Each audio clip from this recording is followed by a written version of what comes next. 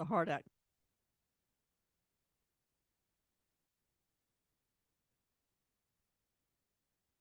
I think we've had, is that on?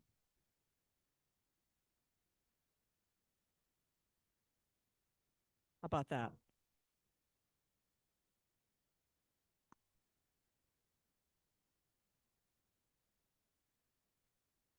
I did that. It's supposed to be on. Okay, okay,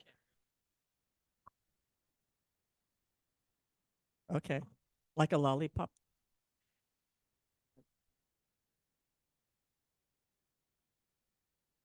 Well, thank you all for being here and all the people on Zoom also. I see Leslie, who's the microbiology queen of professorialship at the local Alameda College and lives in my home. Thank you for being here. And then Jim Ruff, he's on Zoom. We went to college together. You know, we were child prodigies, so we graduated in 68 from Occidental College. And as I was asking Spirit to lead me to the different books or things that I would refer to today, I found his book called Society's Breakthrough. So I'll refer to that later. But he works with organizations about how to create community, basically. It's a model, and there are a lot of different aspects to that. I can't remember all of them, but he wants to have wisdom circles, people from community that actually give input to our government, and he'd like it to be an amendment to the Constitution. That's a lot of vision. And then my friend Roz is here. She's written at least 7 or 8 books. How many in her spare time? Okay, 5? Oh, on her 6th. Okay. Well, I'm not as good at numbers as like Jan, for example. I was a Spanish major, pero puedo hablar con todo el mundo aquí en español, ¿verdad? Anyway, In Search of the Good Life, this is only one of her books. It's very inspiring, and it's poetry and illustrated by her beautiful daughter, Mimi, who's become a very well-known artist. And it just strikes me how many people there are who've been through a lot of different things. In Roz's case, World War II in Germany. And they rise to the occasion of joyful expression in life. So this is part of my presentation today also, that you will get underneath the different scientific experiments and everything like that. Um, so we look at Easter often as where's that? A time to gather with family, and if you have kids, you dye the Easter eggs. You get that little plastic stuff that's bad for the environment, you stick it in a basket, and you hide either more plastic eggs or real eggs in the garden and hope you find them before you smell them.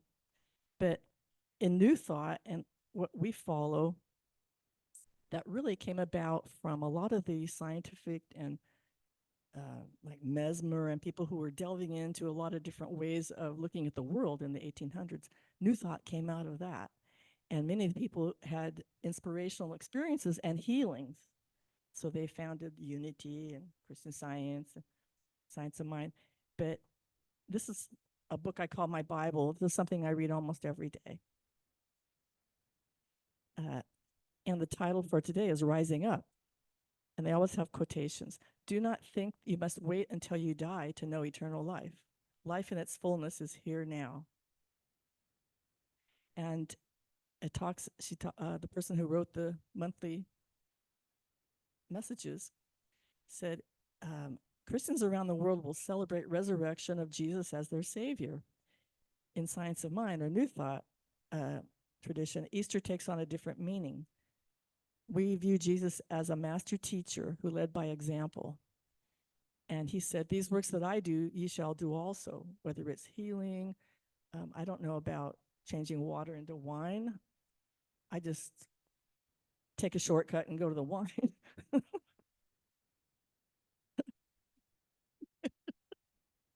Um, and it offers also that about the stone being rolled away. Where is that stone in your life? Is there some old lack of forgiveness? Ed brought that up about he's let go of feeling unloved as a child, and now he's surrounded by people who care about him and love him and his beautiful wife. Yes. Okay, acknowledge yourself, Deborah. um, anyway, so we can metaphorically roll away the stone of ego and fear and allow our true self to come through. And I love how uh, when we had our singer up here, Meredith, and she said, I don't have the words.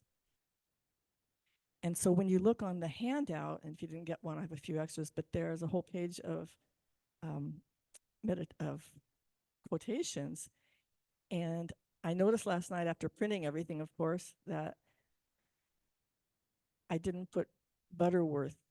So I changed the last two letters to a TH with a pen, just so you know that go and sin no more means go and sin no more and thy sins be forgiven thee. So I had to make that correction. But it was interesting too. I also read the paper, old fashioned. This is from the Philippines. Maybe you read The Villager Who's Nailed to the Cross for the 35th time.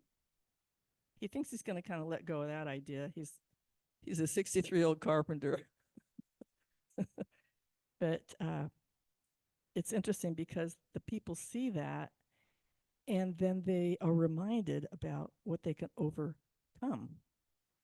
Uh, Despite the distance, the wars in Ukraine and Gaza have helped send prices of oil, gas, and food soaring elsewhere, including the Philippines, making it harder for poor people to stretch their meager income, he said. So he becomes symbolically a reminder that they have another choice to make in life. They can choose life and roll their own stones away and work together as community. Um, have any of you been to Guatemala? Yeah. Well, if you've been there during Holy Week, you would notice that in certain cities, like I think it's Antigua, people spend hours and hours making pictures out of colored sawdust. And then they have a parade with a tall statue of Jesus. So I think we got it easy here. All we have to do is get in our cars or walk to a place like this and celebrate Easter. And um, anyhow, so I'm glad that we still have some of those pagan remnants because it's fun to celebrate with bunnies and kids, and it's easier to decorate when you have cute little things. Um, I brought some books. I always bring books, and you're free to come up here later and take note. But I was reading Unity magazine, which I also love. And who's on the cover? But Joan Borisenko. Do you all know Joan? Actually, I met her and Baba Ram Dass and a bunch of other people on a cruise. After I'd filed for divorce, I gave myself a treat and went on a cruise. There were 500 of us on the cruise to Alaska who were there to hear speakers. We even had a druid. We probably had transcendentalists too, Jan. So she's amazing. And almost all of us have gone through some kind of major loss. What transformed Joan's life was her father. Well, first of all, she is a well-known pioneer in integrative medicine and expert in mind-body connections. So her first book was Minding the Body, Mending the Mind. Her father's death, he had leukemia and it led to mental illness and problems. So he ended up jumping out the window and killing himself. I doubt if there's anyone here who doesn't know somebody who's taken that route also. It shifted her life. And she left the laboratory and retrained as a psychologist to help people with cancer to develop resilience to facing serious health issues. And resilience is what she was interviewed for. And She founded a clinic, stress disorder clinic, AIDS clinic, cancer clinic, and two of Harvard Medical School's teaching hospitals. So these people get around in the name dropping college and university circle and get very well known. And I'm clear it's not for their ego. They want to make a difference. So she has a deep belief that life is meaningful and that we have within ourselves an uncanny ability to improvise and make the most of what we've got. And spirituality is a wonderful tool. She says there's a 3-part journey. Some calamity separates you from the world, and once um, you acknowledge that and you wander into liminal space, it's uncharted territory. Then you return to the world transformed with wisdom to share with your community. So, what's that phrase? When life gives you lemons, make lemonade. um, she was inspired, though, by the 16th century Spanish Catholic mystic, St. John of the Cross. He coined the phrase, dark night of the soul. There are books written by that title. Maybe they don't even know from where it came, but that's where it is. And she talks about your higher self, your center, can emerge like the sun behind the clouds of stress. And one of the huge benefits of our community is that when something bad happens to you, people come forth, right? Sometimes people take food to your house, they'll give you a hug. So that's part of what I like to do, just wandering around, doing my errands, just saying hi to people. And you never know what stories you're going to hear, what tears will be shed, and what a difference you can make in that day. Have you ever had someone say to you, hey, you made my day? Yeah, try it. And what does your card say? Yes. Thanks, Carol. Okay. Then we have a lot in neuroplasticity, the brain that changes itself. This is by Norman Doidge, I guess they pronounce it. So maybe you already know about neuroplasticity. Well, how many of you can do Sudoku? How about simple crosswords? Those boxes with letters that go different ways and you make words. Yeah, I like those. Those are easy. And my 9-year-old granddaughter was helping me. We liked it. Scrabble. Yeah. It actually changes your mind. So Susan Bigley wrote a book, Change Your Mind, Train Your Mind, Change Your Brain. And that was a scientific study about electrodes being on meditation adepts. And they looked at the part of the brain that did things that made for peace. And they found that mindful meditation was very valuable, brought in people who were on serious antidepressant medicine, and they changed their brains and they got to toss their medicine. I've talked about that before. So there are scientists who've listened to their inner voice. You know, you don't have to sit in a lotus position and wait till you have an hour to notice your breath. You can just be open and willing. A Course in Miracles said, all you need is a little willingness and let spirit do the rest. So, like Einstein got a lot of his ideas through dreams and walking around, the things just come to us. So, one of the most outstanding examples in this book, there was a woman who had instability and perpetually was falling.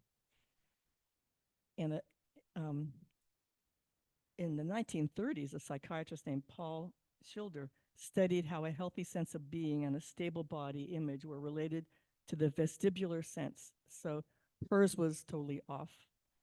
And what had happened is she had a hysterectomy at age 37, and they gave her a drug, an antibiotic called gentamicin. Is that right, Leslie? Gentamicin, thank you. It's perfect to be here. and it poisoned the inner ear structure. If you've ever had vertigo, it's weird. I was flying airplanes actually and had vertigo, so I kind of had to wait for that to pass. But I made sure I had my instructor. But you turn your head and then you get dizzy. That went away fairly soon. Well, hers wasn't going away. So these doctors took it upon themselves to make a huge machine, and they rewired your brain and sent different things into it. And they used a device called an accelerometer. And they ended up putting a plastic strip with electrodes on her tongue, and she would lick it. Anyway, when they had her come into uh, their studio, their lab, suddenly she could stand up. Imagine how it felt. And then as she put on the hat, the feeling of falling left her. The first time in 5 years that happened. And guess how many months or years it took her with these treatments to not even need this device that her brain compensated. Guess how long it took? 4 months. That's huge. She suffered for 5 years, 4 months. And so they also had examples of a woman born with half a brain who didn't know it, but she learned how to compensate. So I think that sometimes we have songs come to our memory, and in the Wizard of Oz, if I only had a brain, I think that if we quit saying messages like that, well, if only I had musical ability, or if only I could run faster, if only I had a person in my life who loved me, if I only had a brain. How about Somewhere Over the Rainbow? Remember Bluebirds Fly? Why, oh, why can't I? So, like, possibility thinking. And Deepak Chopra, I first heard about him from Jeremy Levin, who inspired me back in 1980 when I heard him play the piano in San Francisco to play the piano again and then do benefits. The first one being in my house for the Home of Truth. So that was perfect in the trajectory of my life, because the Home of Truth has been here for me for so many years in so many situations. But Jeremy called one day and said, "You got to get this book, Quantum Healing." And after that, I heard that he was speaking at a Unity Church in Walnut Creek, so I went to hear him. He's kind of one of my big heroes. And he talked about that. And then I read his book called Ageless Body, Timeless Mind. And actually, in my notes, I have the name of somebody who said that the thing is, they've proven that people who think about, oh, I'm getting old, I have to be careful, oh, my blah, blah, blah, blah, blah, blah, everything like that they actually create some of those circumstances. And they've studied people who seem ageless body, timeless mind, and they have that attitude and the drive. And even like my friend Linda, she's in a wheelchair. I met her when she could walk with braces, canes. She's in a wheelchair. She's beaming with life and love. She travels, and it's just wonderful how many people you probably know. Raise your hand if you know someone like that. They're either blind or they're in wheelchairs. They have something. Okay. Yeah, Linda. And the creme de la creme of that is the man born with no arms and no legs who gets around on a table, and he has a little appendage like at his hip where he operates this electrically. And he gives talks on anti-bullying and inspiration. So if we ever are tempted, he goes surfing. Oh my gosh. So if we're ever tempted to be on our pity pot, think about these people. Yes, Jan? Oh yeah, Stephen Hawking. Oh my gosh. Yeah, well, his famous book, uh, time, something about brief history of time. I call that middle-age password. You get enough people together and you finally get to the answers. Thank you. But I love Deepak, and imagine how thrilled I was when I wanted a name from Amma, known as the Hugging Saint. And it's kind of it looks like a random thing with little pieces of paper that someone standing next to her up on the stage while she's hugging people, will hand out, and periodically she'll say, "Okay, come up here," and you get a name. And the woman in front of me, she got a name, and I go, "What is it?" It was beautiful, but it meant Consort of Shiva. I can't really go around with a name and explain something like that. So what did I get? But Deepa. I thought I died and gone to heaven, so to speak. So I told Deepak last time I saw him at the Commonwealth Club, and he wrote in his book, um, Super Brain, he wrote, "Love to Deepa from Deepak." So, like, I was walking on water for a while. And he also left Western medicine, like many in that field have done, to go into metaphysics and do experiments with mind over matter. And let's see. Oh, then there's a fun interview with this woman. Oops. Pam Grout. Even her name is kind of funny. She had some experiences in her life, and she wanted to be a writer, and she stuck with it, and wrote a book, but it didn't really do too well. And 5 years later, she had an inspiration to name it again, and it sold like hotcakes and went into like 40 languages. She calls God the dude, and she has written ways that you can access this knowledge in a book called E Squared, 9 do-it-yourself energy experiments that prove your thoughts create your reality. So you might want to check into that book. She also suffered a huge loss. Her daughter at 23, whose name was Tasman, had a brain aneurysm and died. So she believed that there's this invincible energy force and field of infinite potentiality that we can tap into. And rather than letting this get in her way of her own self-expression, she took it upon herself to open to believing that her daughter was guiding her from the other side. And if you have friends who are mediums, they actually get information. The ones I know are just like normal people, and they have this unique ability. They get information that they would never know without having someone tell them ahead of time. So it's amazing. But anyway, so she looked at her daughter's passing like that and ended up going to India. Her daughter, and she had a special number, 222. And she went with friends, an activist group of young change makers, and they ended up at the Taj Mahal. And it's the monument. Have you been to the Taj Mahal? It's like gorgeous. I can hardly take myself away. And I showed up there when the sun was coming up, and it was just beautiful. It's a monument of love for a Mogul's wife named Mumtaz. So she kept seeing Taz. Well, that's her daughter's name, daughter's nickname. Her daughter's name was Tasman. And then they ended up at this place called Shiro's Hangout, which is She Heroes. And it was a cafe run by women who survived acid attacks.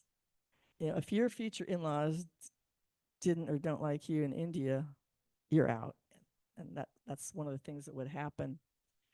And they decided to rise again, and they created a place called what they call it anyway they offer free food, coffee, and tea, and give love every day despite what happened to them.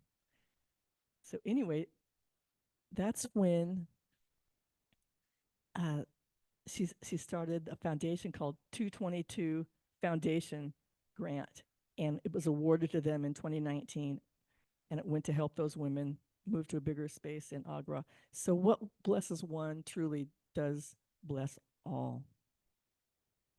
And she also includes in her book, which she thought was stepping out into the realm of, will she get criticized, of Myrtle Fillmore's healing herself of tuberculosis.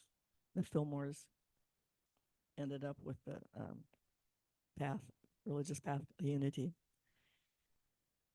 And there was no backlash. People loved it. It's not like there aren't lots of healings, although I think maybe one of the first places we've heard about healings was when people go to Lourdes and different things happen. They documented a lot of healings throughout history and healings in hospitals and everything. So let's see. I want to just touch on my college friend's book, Jim, creating a shared vision. And that's what we're doing here at Community. And we can capitalize the word unity. Vision is a model of how change makers operate. And they have that dream, like Martin Luther King had the dream. And choosing to be. And he talks about the box system where things are stuck, like in corporations, versus the circle system. And that's where his wisdom council comes through. It changes the structure and involves everyone. So we don't need to have 1,000 people decide, but you have representatives. And he believes that there is wisdom within people which will bring us together. And I hope that his dream comes true, that more and more people will participate in the way that Jim is teaching and presenting in his workshops. So I thank everybody who's participated in that, and for Jim for having that come through him. Let's see. So just to summarize, physicists, and one of my favorite Sunday school teacher was a physicist. And he talked about there's no solid matter, it's all vibrating light and energy, which I thought was really interesting. And they talk about the quantum level of reality, vibrations, energy, light, and our thoughts affect this field. No solid matter, yet with awareness that we can shift our experience and our brain-body functions. So as we say here, we have new thought, ancient wisdom. And I just want to close with, if somebody has something they want a prayer for, I will model the Science of Mind 5-step prayer treatment. So can you think of something you would like a prayer treatment for, personally, or the world, or your community?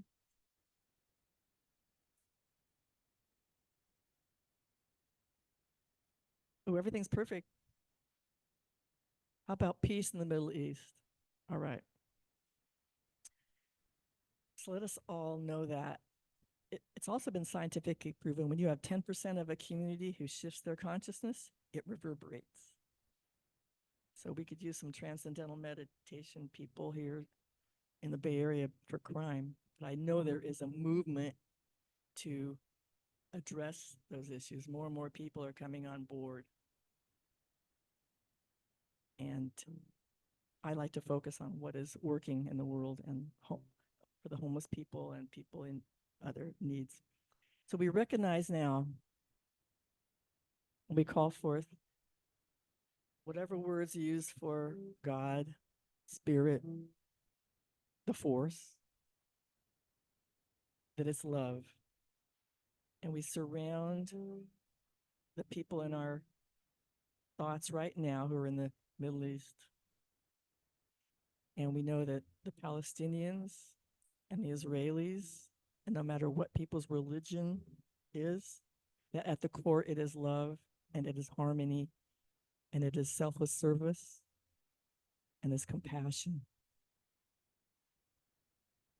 So we add our own compassion in our ways today, starting right now for ourselves first. Look and see if there's anything within yourself that you need to forgive or let go of. Start there. Bring that love in and extend that love.